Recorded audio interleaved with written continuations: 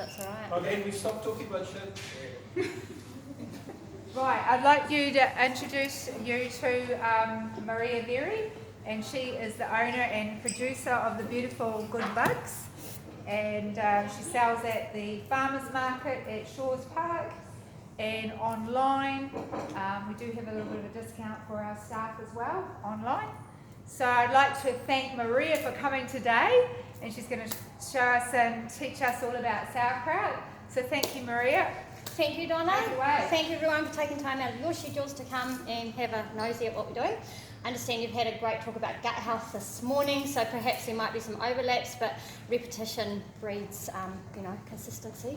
So, as Donna said, my name's Marea. I have been the owner, director of Good Bugs for 5 years now. So, and we just work out of my garage in my backyard. So, and we source our cabbages from Prongi Mountain Vegetables. So I do not grow our produce, and also a place out at Matangi for our pesto, if you've tried the pesto before. So, it's a bit of a wing and a prayer today. So what I tend to do is I tend to run through how to make one of my products, and then we just yak, and I really love questions, so that'd be good. That really gets the conversation going.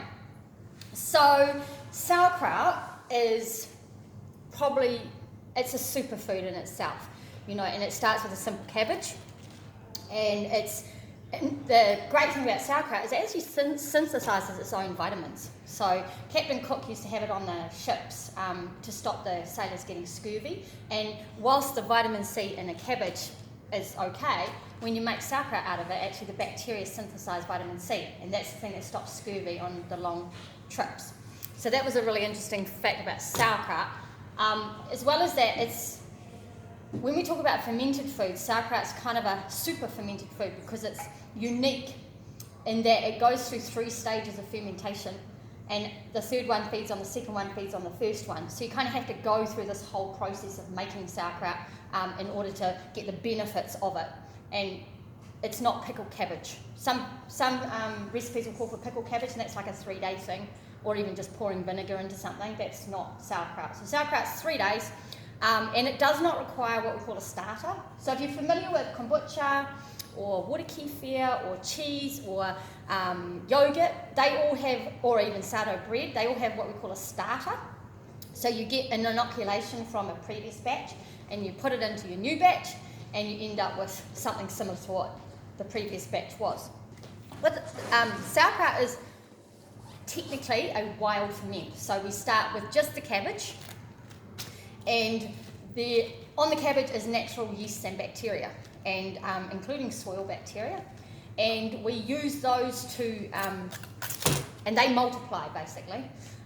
The salt we add to the sauerkraut is to inhibit bad bacteria while the good ones are taking over. And then they do their own thing, and it's kind of magic. After 3 weeks you get this really magic superfood which is chock full of probiotics, and it can populate your digestive system from here to here, which is very important for a good, it can stimulate your enzymes, so when you're eating it with a meal it helps to digest your food, we say that you should have some sort of fermented foods every meal every day. And that's something that's really missing from the Western diet.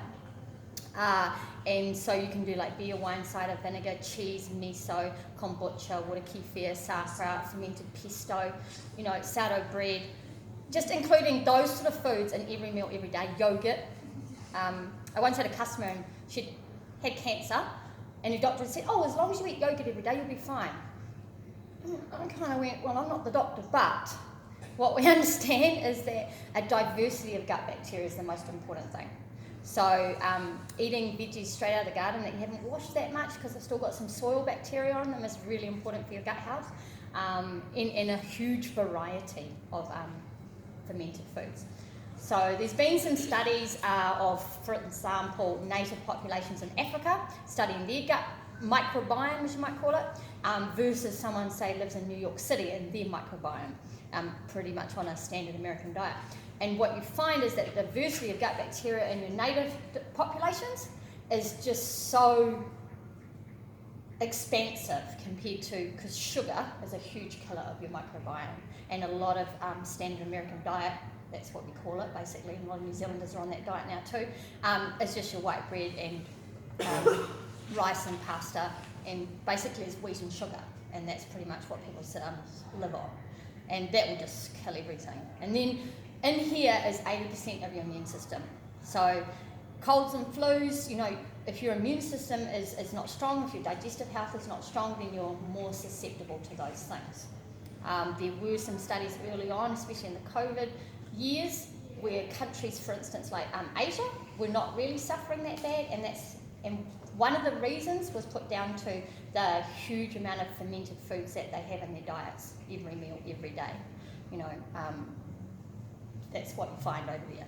So my purpose is to introduce you guys and the rest of New Zealand into fermented foods every meal, every day, and to just make it part of our everyday lifestyle.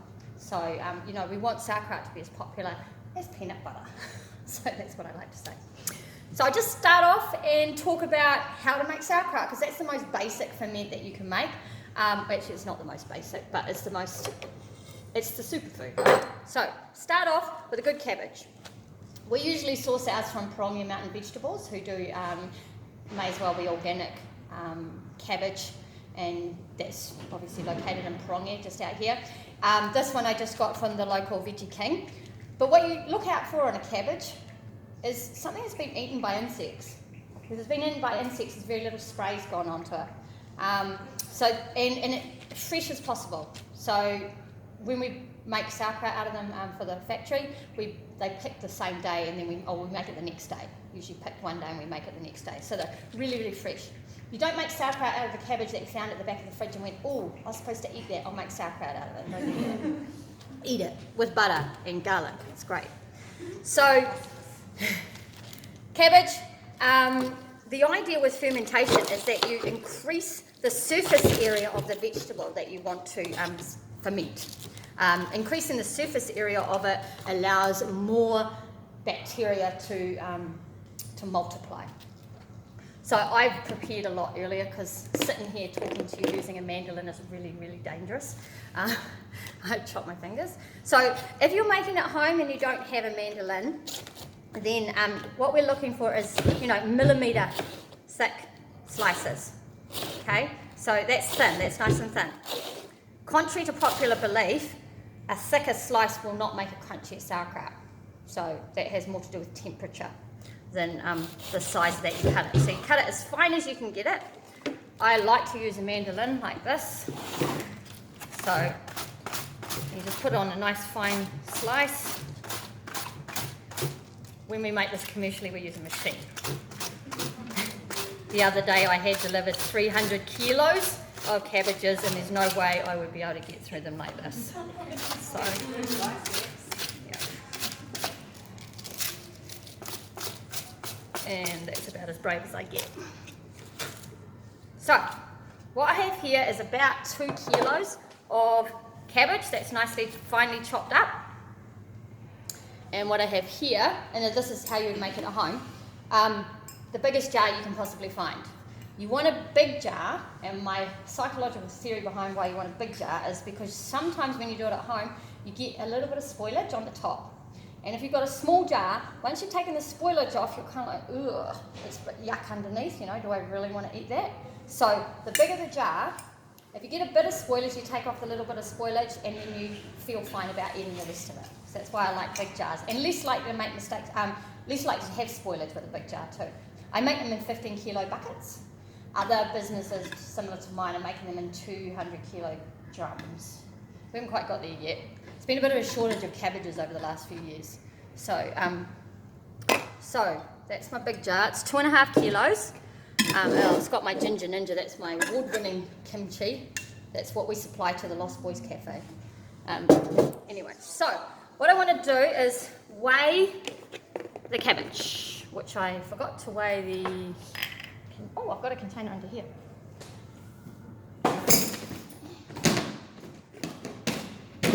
Right, so we're going to zero off the scales. Excuse me. Recording. Right.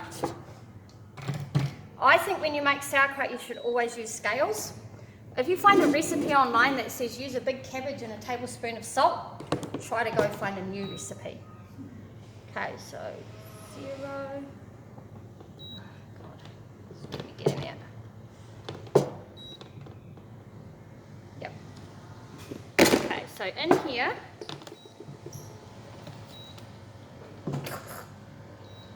okay, scales.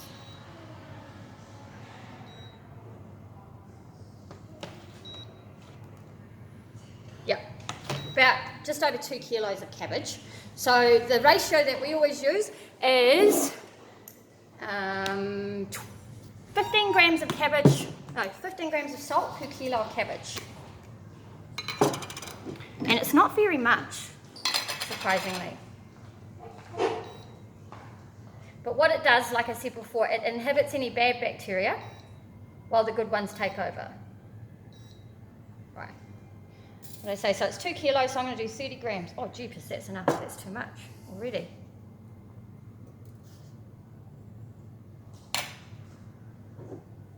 I think that's 30 grams. Okay, so it's that much salt for 2 kilos of cabbage. So it's not very much, it's just 2 tablespoons, okay? And so what we do is, I don't know, has anyone made sauerkraut before? So did you spend hours at your bench pounding away at it? Yeah, you get these sauerkraut pounders. And I remember when I used to make sauerkraut, you stand there for like 20 minutes trying to get enough juice out of the sauerkraut. So when I started making this commercially, I was like, surely there's a better way. So the better way being this. So what we do is you just put your salt in, you've got your cabbage, and you just do a toss first up. So salt does this great thing where it draws the water out of the nice fresh cabbage, because the nice fresh cabbage is going to be chock full of water. And that's all we do. We just do that. And I drop it all on the floor. And then we're just going to go away and watch TV or something. So it's a good thing to do in the ads if you still watch TV. Who still watches TV? Right. So in the ads, you do in the ads. You walk away, and while I'm waiting for the next 5 minutes, I'm going to talk about these books that we have here. So this is a book I read 20 years ago, and it was kind of about the time I was at university and putting on the 10, obligatory 10 kilos that university does. So, and I was thinking, oh gosh, I need to kind of do something about this. So we tried Weight Watchers, and I think the Atkins diet was pretty popular at the time. And eventually I ended up here with the Nourishing Traditions. And that is the actual works of Dr. Weston A. Price. Who's heard of Dr. Weston A. Price? Don has. Emily has. So it's interesting, the works of Dr. Weston A. Price, because if you find a nutritionist who doesn't know who Dr. Weston A. Price is, I would suggest you go find another nutritionist. All of the modern paleo, keto, all of those are based in the works of Dr. Weston A. Price. So who he was in the 1930s, he was a dentist, and he's American, for sure, and he travelled around the world in the 30s, so this was really cool. And he had a camera, and there was still some communities in the world which hadn't been touched by Western culture. So he went to about 30 different places, and he went to like Africa and the Orkney Islands and the Swiss Alps and the Highlands of Scotland, and he came to New Zealand, and he went to Australia, and he photographed all the people, which was really cool. And as a dentist, his main interest was in teeth. And for him, the teeth and bone structure and body, so bone structure for the whole entire body is completely related. So what he found is that people who were untouched by modern food had beautiful, beautiful teeth. And there's some fantastic pictures that he took. And in New Zealand, these are the ones in New Zealand. And the Māori people are big nostrils, big wide mouths, huge smiles, big white teeth. That's what everyone used to look like until they started eating crap food. And then, the whole English thing, like me, very narrow jaw, crooked teeth, very hard giving birth to children, a lot of childbirth deaths in childbirth, and then, basically you're not very tall, you're not very big. You know, the whole Māori All Blacks thing really goes back to the diet that is eaten and the genes that come down through. So, so one of the places we went to was Mahia, and there in Mahia, the Māori people were still like going down at lunchtime from school and catching some kaimawaina, cooking on a fire and eating it. And that just beautiful, beautiful people, beautiful teeth, ease of childbirth, all those things. Excuse me, I'll just kill this. Good. There we go. I'll just turn the volume down so nobody calls me again. If that was a call, it was probably an alarm. It's probably an alarm, so don't be late coming here. Thank you. Yeah. All right, so where were we? Oh yeah.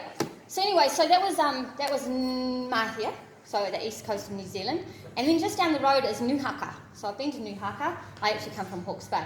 So and people there, and it was interesting. You can see in one generation how bad the tooth structure can get. So a mother will have one child eating the old, the sort of native diet, and then the next child she's changed her diet. And you can see it in the child. You can see the bad teeth. You can even like, for example, in my mother's family, you know, the firstborn quite often gets all the minerals from the mum, and then the secondborn gets nothing. And then, you know, sorry, you know, they get this. Oh, number 4. That's where all this came from. So, yeah. So it's just nutrition. So this is the book that Dr. Wesley Price wrote, and it's called Nutrition and Physical Degeneration. So really, any physical degeneration that we're suffering from really comes down to our diet. And unfortunately, in modern day food and the soils that we're using, we're depleting all the soils. We're really not getting the nutrients that we need to actually have really good bodies, good teeth. You know, and this is evident in our children and how the bad their teeth are, and the ones that are in hospital and they've all got the silver teeth, you know, because it's the nutrition is just not there. And you don't get the nutrition unless you're making and preparing your own food, eating fermented foods, eating meat. Sorry, anyone vegetarian here, you've got to get some sort of good protein into you. You know, like lots of native societies ate insects. That's a really big thing. They still do. If you go to Asia, you can go in the markets and there's like piles of insects that you can just eat, like chips.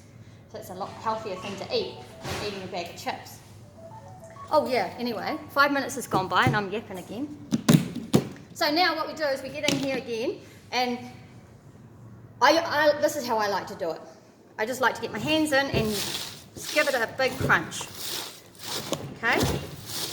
Get your hands, use the biggest vessel you can find. So this is a nice big one. When I do it in the factory, I do a 15 kg bucket, so I use the big 90 kg ones of these containers. And so what we can hear is that we're just scrunching, breaking down the cells of the cabbage and releasing the water that the salt has allowed us to do that. And so, what was that, 30 seconds? How's your 20 minutes going now? So 30 seconds, put it away, go watch some more TV, okay? And keep yapping about something. Does anyone have any questions? No? All right. Let's see where we're at. Talk about, let's see. Okay, I've got one. Does the type of salt matter? So yes, if you use iodized salt, even though the amount of iodine in iodized salt is actually mostly evaporated, iodine is an antibacterial, so that can make a difference. Although, having said that, salt itself is an antibacterial. So it's not suggested you use iodized salt. We use a New Zealand Bio organic. Salt's all organic, isn't it? And it has all its minerals still in it. So I like that because salt is bound to a lot of other minerals, and they're all trace, things like magnesium and like selenium. Oh, probably not selenium, but it's coming from the sea, so it's got its own natural iodine in it anyway. So I do like to use a natural sea salt. That's part of our company as well. We like to use the best products that we can source within Kui. So I'm not going to go down to Wellington and buy organic cabbages and get them shipped up here. I'm going to try and go local. So local as much as possible. We use So that's a sea salt from New Zealand. Cabbages are from Prongia. When we use our fermented pesto over there, we get the greens from Matangi, and garlic is from Prongia, and lemons are from whoever's tree I can steal them off. It's really sad when I have to buy lemons. I'm like, ugh, don't want to pay for lemons. And yeah, so all local, all organic if we can get it. That's how we like to roll. And what else? I usually can talk for hours. What can we do now? So go back to this book. I really like this one because what it does, it was the first book I ever found that kind of challenged what we thought about low-fat diets. So low-fat has been pushed for pretty much 30 years, and it sort of stemmed from, it was a bit of a battle between the cereal growers and the meat growers in America, and which lobby was stronger. And there was two schools of thought for a while, that sugar was giving everyone heart attacks, and then there's this school of thought that fat was giving people heart attacks. And unfortunately with the lobby groups, the money went towards the fat's going to give you a heart attack. So for many, many years everything's low fat. And when you put low fat, when you take the fat out of something, you take all the flavour out, so it's been replaced by lots of salt and lots of sugar, which really do contribute to heart attacks. So they also, sugar is about as addictive as cocaine, and so the more sugar you eat, the more sugar you want, and that's just how it's been, and that's what we've exposed our children to, and it's pretty sad really, because teeth thing, it's not really our fault or their fault, it's pretty much been advertised to us. So I like to, it's a really great class I love to run, that I go into a school and I teach the kids how to read labels on products, and like get them to discern which is a healthier product than another product, because if you look at a product that you buy, legally what has to happen is that they have to list them in order of the biggest ingredient to the smallest ingredient. So if the first ingredient is sugar, that's that goes straight back on the shelf. It's not going to happen. If the list of ingredients for a product is this long and you can't pronounce the last 20, then maybe that's something that goes back on the shelf. This happens to me every time I want to buy sausage rolls. I'm like, it's a party, I can just buy sausage rolls. I can do that. I go into the shop and I pick the sausage rolls off the shelf and I turn them over and I really can't buy these. I just can't. The ingredients list on them is really disgusting. It's really gross. Actually, there's a lovely new brand that you can buy in the countdown over here, and I can buy that, that's okay. But I have ended up making my own sausage rolls just because I wanted sausage rolls and I just couldn't handle that ingredients list because it was just too plastic. It felt like it was really plastic. So yeah, ingredients list for me is a really big thing. Like a lot of people read the the nutritional panel about how much sugar and how much carbohydrates and all this. I tend to read the ingredients list, and I can tell which order they're all in. The other thing you gotta be careful with ingredients lists is they do things like they disguise sugar. So it'll have 3 different types of sugar in it so that they don't have to put sugar as the first ingredient, they can put it after. But those 3 add up to more sugar than anything else in that product. So if you're getting to get high fructose corn syrup, agave syrup, sugar, then multidextrose, yeah, there's so many different names for sugar. If you just Google how many different names for sugar are there, then that's where you end up. It's just like, it's all disguised. So yeah, sugar's a big thing. Although I've got 4 children and now I'm just like, fine, eat the lollipop. I don't want to know. Eat the lollipop. Anyway, so we're 5 minutes later. I'm going to do this again. Okay. And we just do it for another 30 seconds or so. Oh, it's a very loud table.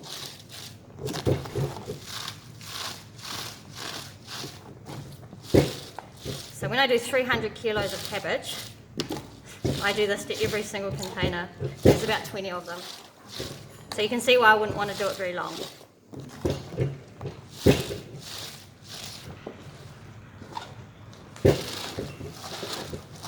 you know, Marea, that all something in jam has to have over 65% sugar in it? Well, you can't actually make jam unless it's got 50% sugar. It won't sit. Like 65% or more. Yeah. But that's jam. Jam is supposed to be sugar. You can make a lovely chia seed jam, but your jam will ferment if you don't put that much sugar in it, which is interesting. Does that make it good for you? Pardon me? Does that make it good for you? Have you ever tasted fermented fruit? I am really not a fan of fermented fruit. It's really difficult to make. It's called wine. It's called wine. Yeah, that's okay. Or Yeah. But it's fermented, right? And so if you're going to drink beer, drink craft beer. Do you know why? Because they don't pasteurize it. They pasteurize all your Steinlagers and your Coronas and all the rest of it. But if you're going to drink craft beer, you're actually getting a fermented food. I don't unrecommend it. Wine has been part of the Italian, French cultures for a long, long, long time. It is fermented. It's part of a balanced diet to help you digest your food. It's a low pH. When we're at home, when we're eating dinner, we never very rarely drink water with meals. We try to ration it, but we do tend to drink a lot of kombucha with a meal because it's a lower pH than water and it helps you to digest the food. So, especially some kids, they just inhale food. It's not like the 100 times chews. So it helps the lower pH helps to break down that food. A lot of people suffer from acid reflux, and it's a mistaken. The latest research says it's a mistaken belief that your stomach acid is too low, and so then it's coming back up and it's burning your esophagus. The latest research is actually suggesting your stomach acid isn't low enough, and that's the reason you're getting acid reflux. Because when your stomach acid gets down below, I think it's about 2.3, actually a valve opens in the bottom and your stomach empties itself, and that allows your whole system to do its thing. But if that valve doesn't empty, then you get constipated and you get acid reflux and you get sore, growly tummies. So we actually need to lower the pH of our stomachs in order to digest our food. So eating fermented foods, which all have low pHs, because the pH is actually naturally preservative. So you get lactic acid bacteria, pH and refrigeration and salt. So 4 things, natural preservatives. Sauerkraut is one of the safest foods you can possibly eat. It's almost impossible to make it go off once you've got it. There's only one type of thing that goes wrong with it. But it actually, I have some pregnant women that come see me and they go, oh no, it's not pasteurised, I don't want to eat it. And I'm like, let me tell you a story. So that combination of the low pH, the salt, the refrigeration and what have I missed out, the lactic acid bacteria? Did I miss that one out? They all inhibit bad bacteria. So it will kill E. coli, staph, Campylobacter, what's another bad salmonella? All of those horrible ones, they cannot survive in sauerkraut. You just can't get them, they won't exist. So as part of our food safety, getting our registration for the Ministry of Primary Industries, we did a lot of lab testing and a lot of pathogen testing. We don't do any pathogen testing anymore because it's kind of a waste of time and a waste of money, because if you're going to have all those things in your product, you cannot get the other things. So, very, very, very safe food, fermented foods. And beer. Once upon a time, everyone drank beer and they didn't drink any water, because in order to make beer, you have to have pure water. So you're talking, medieval England, and people are drinking at the taverns, they're drinking beer. The beer is safe to drink, the water is not. So, fermented foods, very, very safe and very, very good for you. Anyway, we're getting there with this, so I should have done this about 3 times. I'm a bit concerned there's not a whole lot of water going on in here. Let's see how that goes. Maybe the cabbage wasn't that fresh. So by now we really ought to have a puddle of water in the bottom. I'll just squeeze it a bit more. How are we doing? Take this bit off. Yeah, you start getting a puddle of water. See? Like that. Oh gosh, lose that. So you start getting a puddle of water, and it can be quite a lot. But that's just the water that came straight out of the cabbage. Okay? And that is what we're looking for. So sauerkraut, we don't add any water to it. somebody was telling me a story about adding water to their cabbage the other day. I was like, well, why would you do that? So yeah. Anyway, so then what we do is we've done this. We've got nice watery cabbage. We start packing it into our vessel. So when I make it in the factory, I use a 15 kilo bucket, and we use a big jug to put it in. Am I in the picture? No, I'm looking at the battery. Oh, right. Oh, I won't yap too much longer. Nearly finished. Right.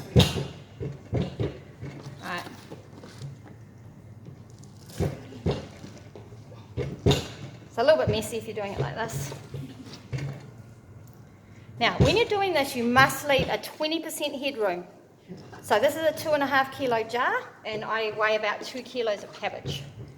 The 20% headroom is because the process of fermentation is all the wild bacteria feed off the natural sugars in the cabbage and create lactic acid bacteria and lactic acid and carbon dioxide. And so you get some expansion and some contraction going on. So I really love this jar because that line there is just a really good indicator of what we're doing. And we pour all the juice in. And see how you can see all that juice, that water now that's coming up? So everything needs to be submerged under that water. Cabbage juice. And then what we need to do is you need to sort of weigh it down. So this is my favourite way to do it if I'm going to do it at home.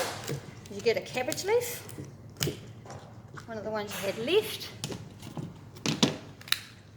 put that in there like that, and then I like to use a spacer or a shot glass like this, push that down like that so you can see the water rise, so all the cabbage is underneath the might need another cabbage leaf.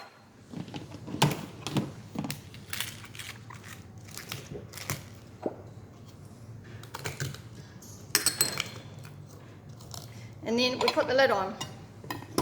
And the lid and the pressure of that shot glass pushes everything under the liquid, and that keeps it under the liquid because you're creating something, an anaerobic environment for the fermentation to take place. So anaerobic being without oxygen. So anything under the water is without oxygen. So then it's going to do its thing. So when I do it in the factory, that is not going to cut it because actually that cabbage leaves can get quite manky at home, and you just at the end you just remove it and you don't eat it or anything. But factory's a little bit.